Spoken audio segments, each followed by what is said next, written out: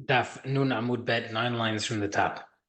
Our Mishnah mentioned below the Ish Hazaka b'nechsnei Ishto, a man cannot have Hazaka on his wife's property. The Gemara says, Amarav, what do you mean? Rab says, Eshet Ish tzricha limhot. A married woman has to protest before someone makes a Hazaka on her property. So, Biman, who are you talking about? Ilam Ba'acher is referring to a stranger, yani not her husband. V'amar Rav, but Rav says himself, in mahzakim b'nistei that you can't make a hazakah on a married woman's property because she's relying on her husband. Ella la b'ba'as. Rather, this halacha, when it's saying that Rav must protest, it's referring to who? That she has to protest against her husband because she doesn't have to protest against anybody else. But our Mishnah says that you don't need to protest on your own husband. So what's going on? The Gemara says, really, yes, you do have to protest against your husband. Over here, it's referring to a case where he's not just using it regularly, taking the fruits, but rather he dug holes or ditches and stuff. This is the type of alterations and access that he does not have. He does not permitted access to start building it and digging on it. He only has access to take the fruits. And that's why she has to protest before making hazakah. Like Rav Nachman said, that there is no such thing as hazakah for damage, seemingly that you cannot make a hazakah through damage. Like Gemara says, no, ema en din hazakah len zakin. No, Rav Nachman says that when it says no hazakah for damage, that means you don't need 3 years generally to wait for damage, because technically you could do it right away. If I go into someone else's if I'm seen in someone else's property and for 2 days I've been wrecking down fences and building holes and digging holes. I don't have to do 3 years. It's immediately. There's no hazakah 3 year period. I could do it immediately because a person will protest much quicker. Even a different answer. What does it mean by the damages? Lab itmar lab. He said elsewhere. We had this beginning of Masechet. Rav Amar bekutra. Rav Zvid Amar bebeteki. Say a person does not have a hazakah in his own property, doing activities that affect other people, i.e., like the Gemara gives example, smokehouse. Smoke in you have smoke going into the other person's property from your property, or you have an outhouse in your property that affects someone else's property. Even if you're doing it for 10 years, a neighbor can then complain. Now, earlier we mentioned that Rav said that a Isha married woman has to prevent a hazakah from her own husband, but then the Mishnah said you don't have to. So what's going on? We have the Gemara says Rabbi is a different answer. Leolam ba'achar is referring to not the husband, someone else. Over here is different because Rav is referring to a case where the guy is middle using the land while the husband was alive. Then he used it for 3 years after the husband died. And the guy now says, oh, I bought it from your husband, who had bought it from you, Mrs. Wife. And therefore, if she didn't protest during the 3 years after her husband died, the guy's believed because if the guy wanted to tell her, he could have just I bought it from you, and therefore, if he claims that I bought it from him, your husband, who bought it from you, he should believe, because technically he could have just told her, I've been on the property for 3 years after your husband died, I have a chazakah just on you, so believe me when I say I bought it from him. Kufa, we said earlier, Marav, a person cannot make a hazakah in a married woman's property. But the Chachamim in Gola is referring to usually Shmuel and Karna. They say mahzikin, you can make a chazakah. Amar Rav says he says the halacha is that you can. Now the problem is we know that Rav says that you can't. So what is going on? Did you retract from what you said earlier, Yani? Do you now agree that you can, even though earlier you said no? Amar lahu, he said no. I'm saying that their opinion that you can make a chazakah is in accordance to Yosef's, the case of Rav Yosef with that third party guy who made a chazakah while the husband was alive, and then 3 years after the guy died. However, Rab would hold generally that you cannot make a hazakah on a married woman's property because she's relying on her husband, like we said earlier. Next,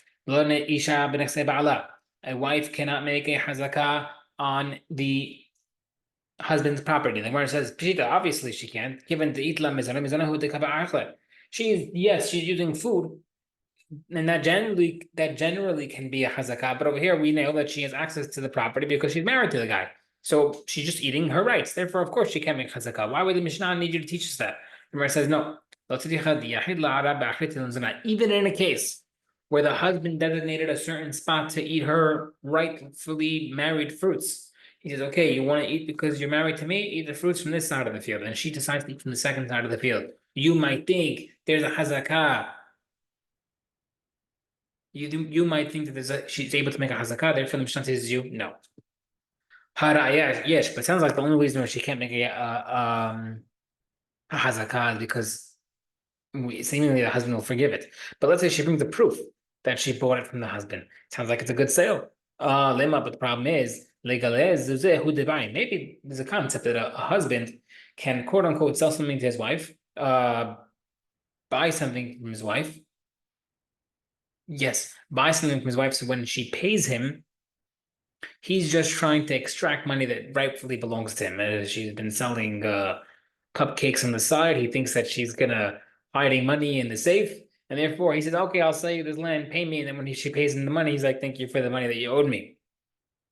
So he's trying to get the sambusak money that she's making on the side. So he sells her a property, but really doesn't want to sell it to her. So too over here, it sounds like our Mishnah was inferenced or midayek that the only reason why she can't make chazakah is because she's trying to make a chazakah. But if she were to buy it, it would be a good sale. But usually we know that we're trying to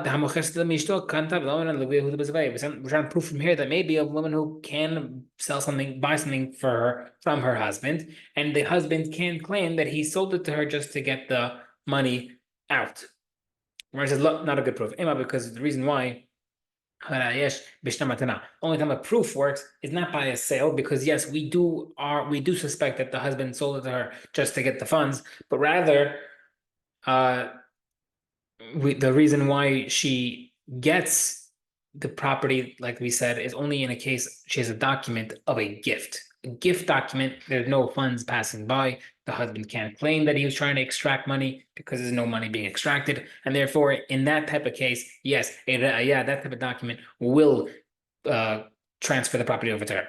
أما الحمد لله هنا هذا مور جبان بقرط بتحومة رحمة الله هنا لو ما هذا مور جبان بقرط بتحومة. You, my dear Rabbi, were not with us last night in the town's تحوم. يعني you weren't with us. بدمين لمين نعطيهم. We were talking about some outstanding بجنن things. All right, so you think they're talking about steak? No. Mother, Huna asked him, what بجنن awesome things you talk about? He says, answered him, someone sold a field to his wife, Kantashi acquired it, and we're not suspecting that the reason why he sold it was to extract money, but rather it was a good sale. Amar says back to him, Pshita, of course, because if you take away the money, because she has a document. Even if she's money was passed, there's a document, and therefore she can acquire with the document. We have a Mishnah elsewhere.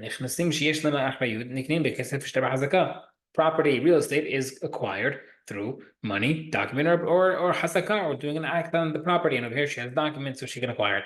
Mar says no. We have a different Mishnah that said that only document only works by a gift document. But regarding a sale, he doesn't acquire it until he gives the guy the money. So we see over here that without the money, she doesn't acquire without the field. Even if without the money, it's not enough to acquire the field without a star as well. So the question says, we had another challenge. Bishtar Ketzar, how do you acquire with a document? He wrote the person acquiring the field, he wrote it on a piece of paper or a earthenware piece, a shard. Even if the document, quote unquote, the paper or shard does not have the shard value, if you told this person, this field is sold to you, this field is given to you as a gift, this field is sold or given. We see that a document is good enough for the sale of property or gift of property, even without money. Question against Shemuel, who says you need money and document. The Rashi you brought his question, but Rav Huna himself answered it. Over there, the person is selling the field because of poor quality. Over there, a person is selling the field for poor quality, he's trying to kish it. He's trying to get rid of it as soon as possible. He's willing to give it up even for a document. And that's why over there only the property gets sold with the document. But however, generally, you need more than just a document. Ravashi says, when a guy wishes to give the gift as the field as a gift, and he wrote, this should be given to you as sold to you, and it should be given to you as a gift. Right? So why is he writing field should be sold and given as a gift? He wrote it as a language of a sale as well, even though it's a gift, just to enhance the rights of the guy who's getting it, to make believe that he bought it as well, so the guy has better rights. Like, oh yeah, look, I bought it from him. People will talk about it. But in general, the star of the document of a gift can be good to give a gift. You don't need any money passing hands. However, Shmuel would say that a sale can't be done without money and document. Okay, Metri, I have a question.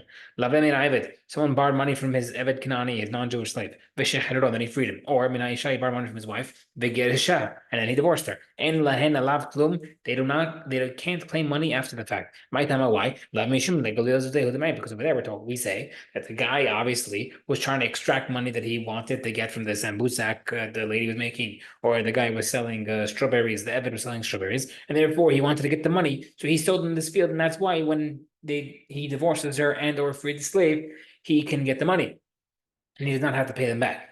So we see from there that Rav Nachman, a question against Rav Nachman says that we don't hold that we void transactions based on that suspicion, but rather it's a good sale. The Gemara says no. Shani Hatam, the case of the loan is different. Because a person won't want to put himself in a situation generally to borrow from his wife or to borrow money from his Eved, because that puts them on a pedestal of being the master, and the person wants to be superior, and therefore in that case he obviously was doing to extract money, but in the regular case he won't. But Nachman holds that it doesn't count.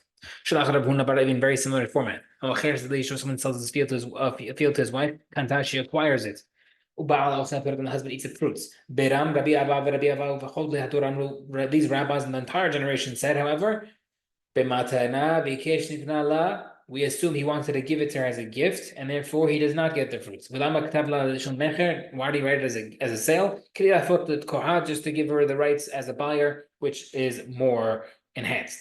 Now, the question. We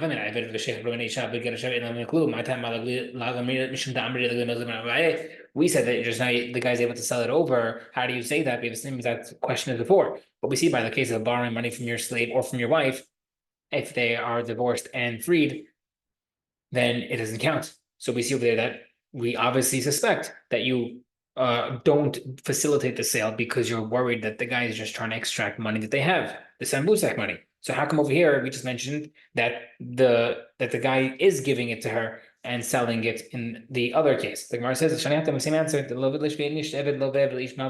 case of the borrowing is different. We assume that he's trying to extract the money because the person generally won't put himself in the situation to borrow money from his wife or slave. But in general, if the guy is selling something, sale he will do, and that's why by a sale it goes through, but by borrowing the money does not transfer.